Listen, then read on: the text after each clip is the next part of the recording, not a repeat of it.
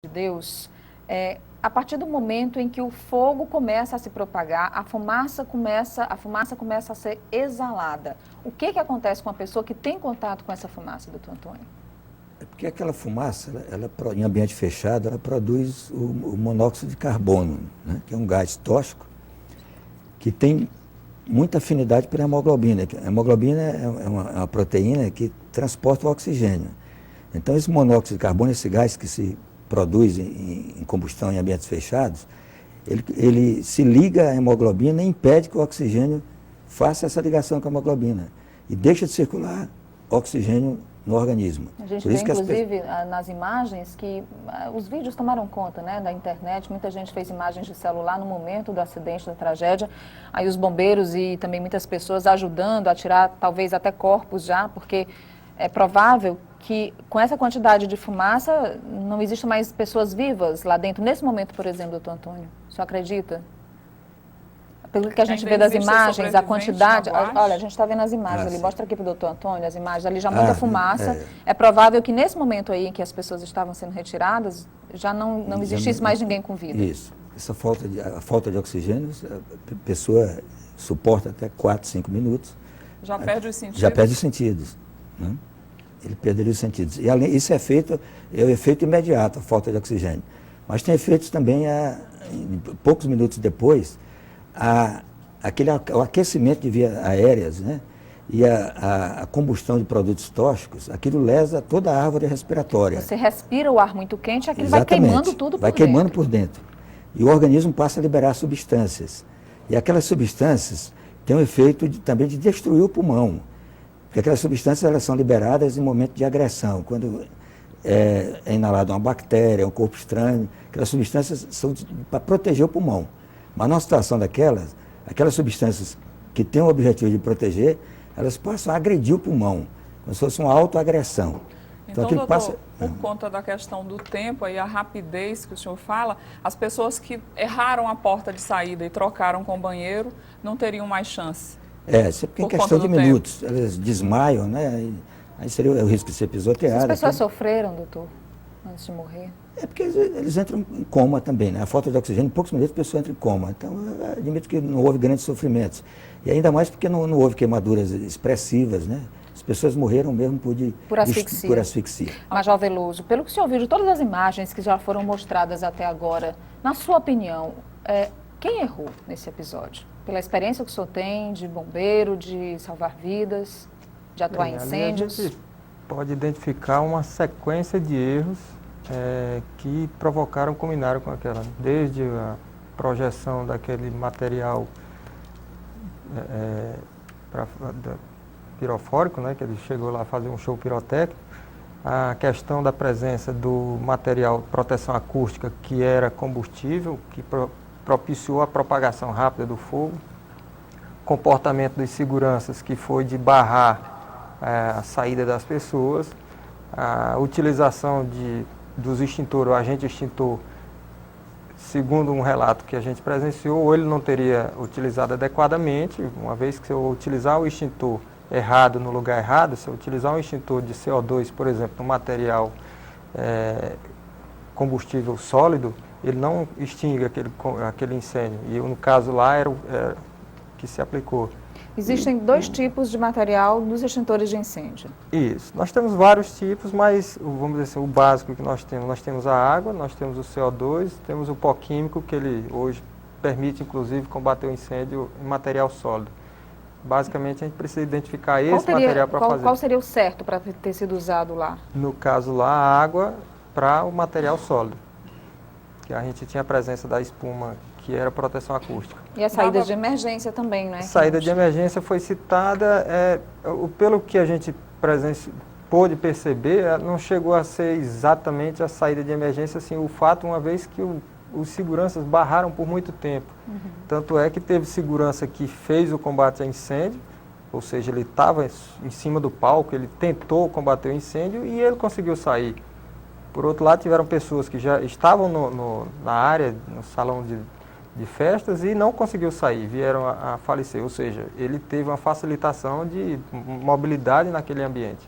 As pessoas que frequentam casas de shows, Major, boates, qual é a primeira coisa que elas devem observar quando chegam nesses ambientes, principalmente boate, que é um ambiente mais restrito, mais fechado e às vezes geralmente escuro?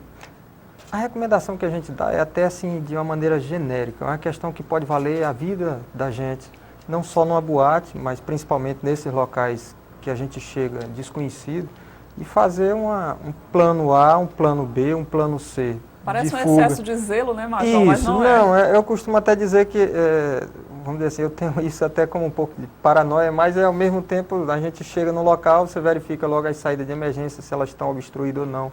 Porque por vezes o projeto é feito e ali é previsto uma saída de emergência e por uma adequação ambiental momentânea vem e coloca uma mesa, coloca alguma coisa que tem que venha estar a provocar desobstruída, obstáculo. né? Isso. Outra coisa que eu acho que pode ter acontecido lá em Santa Maria foi das pessoas talvez subestimarem a importância do evento que eu digo do incêndio, né? Muitas pessoas achavam que era uma coisa fácil de controlar. Houve a informação que os músicos da banda começaram a jogar garrafinhas de água mineral para ver se apagavam o início do incêndio, os primeiros focos que apareceram, e aí depois perceberam que a coisa estava aumentando e talvez as pessoas tenham ficado até retardando a saída pensando que o fogo pudesse ser controlado, Major. Isso pode ter acontecido. Ou que fizesse até parte do espetáculo, né? Quem sabe. Quem e a gente sabe, está com um quem extintor de incêndio aqui, eu queria que o senhor explicasse para a gente, mostrasse para as pessoas em casa, muitas vezes tem aí no seu prédio, e a gente fala de uma situação de incêndio de uma forma mais geral, né? Não só em ambientes fechados ou em casas noturnas, mas até na sua casa, no seu prédio, no seu ambiente de trabalho. O Major Veloso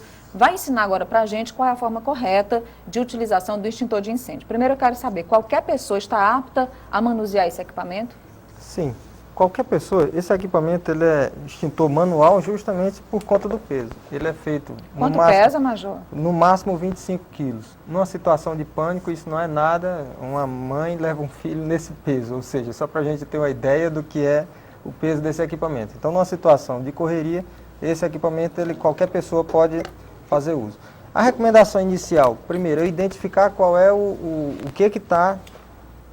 que tipo de material está pegando fogo. No nosso caso aqui, eu estou com um extintor de CO2, ele é próprio para combater incêndio em combustíveis, tá certo? Líquidos, e equipamentos elétricos energizados.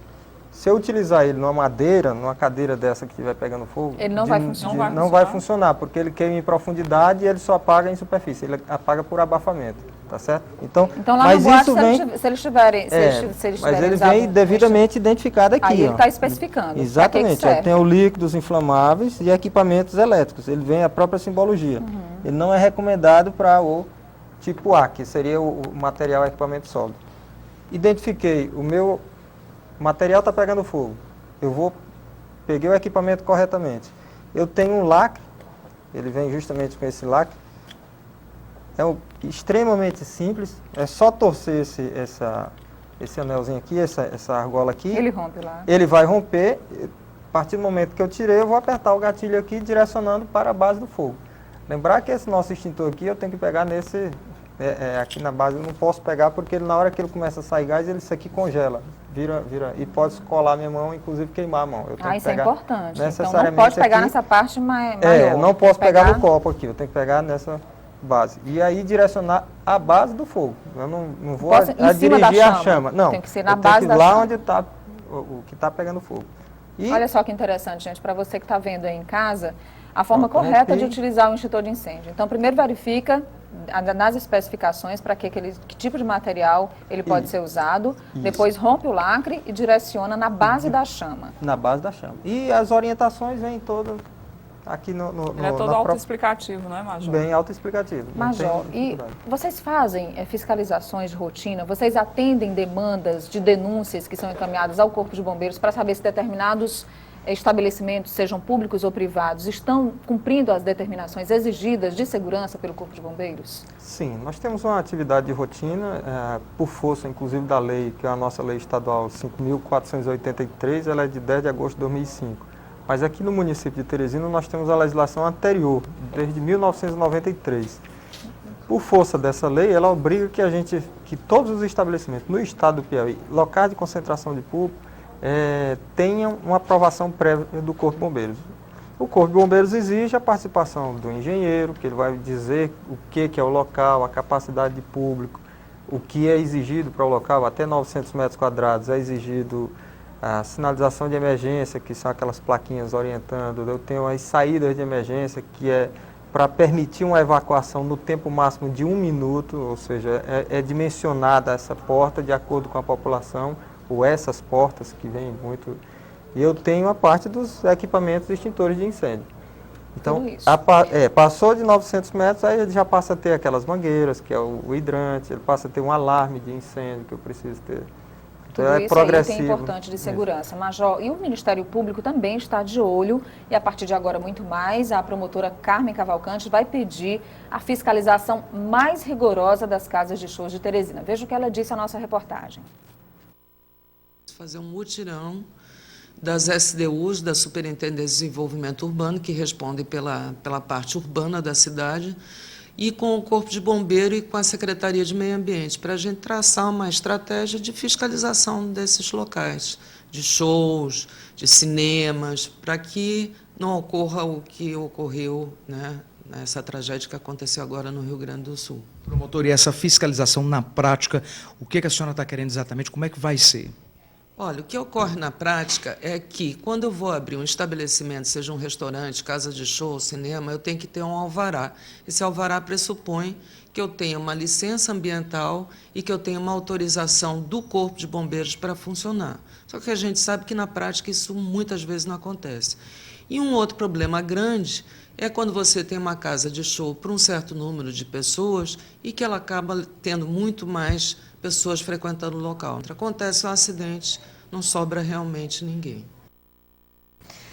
Então, o Ministério Público tomando mais providências e certamente contando com o apoio do Corpo de Bombeiros nesse processo de fiscalização. Doutor Antônio de Deus, eu tenho uma pergunta sobre os sobreviventes, as pessoas que escaparam dessa tragédia. Muitos feridos, mais de 100 pessoas ficaram feridas.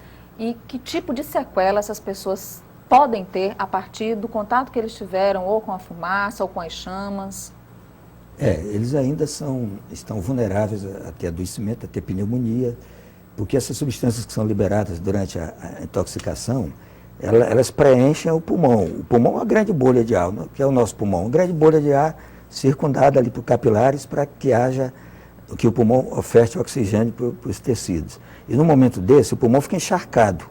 Então, aquele líquido no pulmão pode, depois de alguns dias, levar a pneumonias, ou a insuficiência respiratória, pós esse evento assim, mais agudo, mais recente. Algumas dessas vítimas que estão internadas, doutor Antônio, muitas estão respirando através de aparelhos.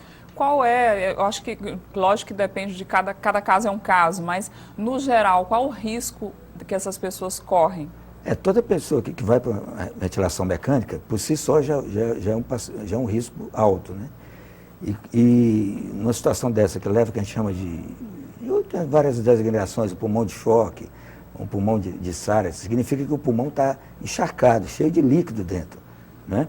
Então, o índice de mortalidade é elevado nesses casos. Muito bem, a gente agora só tem que ficar torcendo, né? Para que essas pessoas que se salvaram consigam se recuperar e torcer para que nada disso ocorra em nenhum lugar, que isso sirva de alerta, que todas as pessoas que trabalham com esse tipo de evento possam tomar as providências necessárias, adotar todas as medidas de segurança possíveis para evitar que eventos com aglomerações aconteçam fatalidades como essa que aconteceu no Rio Grande do Sul e aqui no Piauí. Nós temos muitos eventos também, claro que nós não queremos ver episódios como esse jamais acontecendo aqui no nosso estado. Queria agradecer ao doutor Antônio de Deus e queria agradecer também ao Major Veloso pela presença, conversando com a gente hoje aqui sobre esse assunto. Obrigada, uma boa tarde. Boa tarde. E nós fomos às ruas também ouvir as pessoas, vamos saber o que os teresinenses acham do que pode ter acontecido lá, de quem são as responsáveis.